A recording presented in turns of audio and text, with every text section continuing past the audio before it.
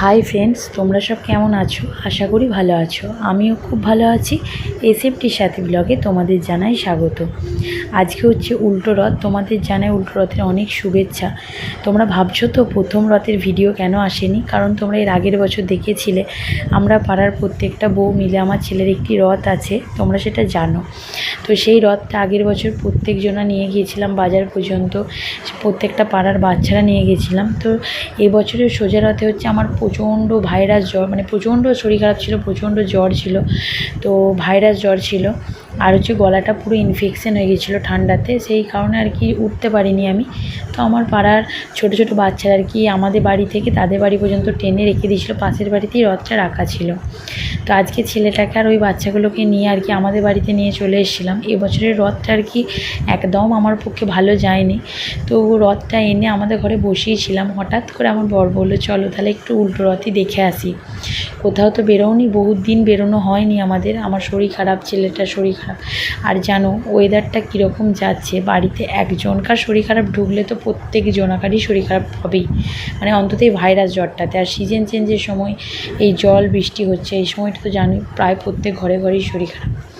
তো সেই হিসাবে ও বললো, তাই বেরিয়েছিলাম। বেরিয়ে আর কি জানো উল্টো রথে আমাদের এখানে উল্টো রথ বলতে ওই সব থেকে ফেমাস লাঠি খেলা আর হচ্ছে ওই একটু জিলাপি ফুচকা এসব খাওয়া দাওয়া।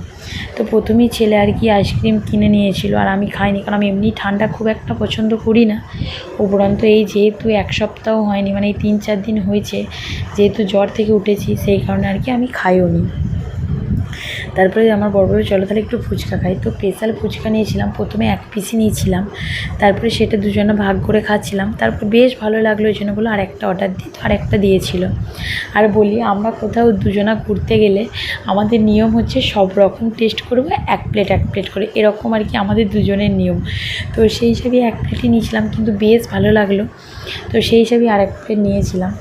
তো তারপরে ফুচকাটা আর কি দেখতে পাচ্ছ দুজনে মিলে আর কি বেশ আনন্দ করে, আর অনেক দিন বেরোয়নি তো, মানে বেশ ভালোও লাগছিলো। আর দেখতে পাচ্ছি ফুচকার সাইজগুলো কত বড় বড়।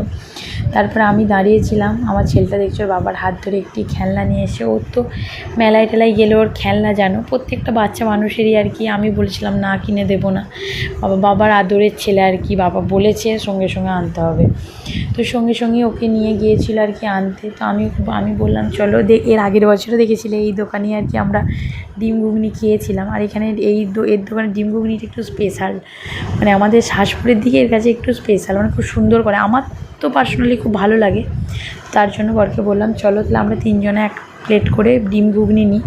তো আমি 1 প্লেট নিয়েছিলাম, আমার ছেলেটা নিয়েছিলাম, আর আমার পরে নিয়েছিলাম 3 জনা। তারপরে আর কি 3 জনে মিলে খেয়ে নিচ্ছিলাম। আর দেখতে পাচ্ছ আমাদের দুজনেরটা আর কি ঘুগনি দিয়েছিল, পেঁয়াজ লঙ্কা দিয়েছিল, আর আমার ছেলেটা না একদম পেঁয়াজ খেতে, লঙ্কা তো বাদই দাও, মানে পেঁয়াজ সর এগুলোও একদম খেতে পারে না, মানে এগুলো না কেমন একটু ঘেন্নাই খায়।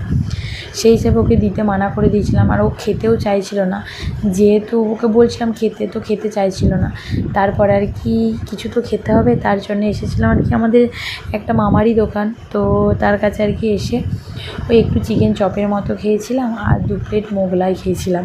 এই হচ্ছে আজকে আমাদের রথের ছোট্ট একটা ভিডিও। তো আমার ভিডিওটা কেমন লাগলো জানিও। আমার ভিডিও যদি ভালো লেগে থাকে please like, comment, share and subscribe করে দিও। Tata, bye bye.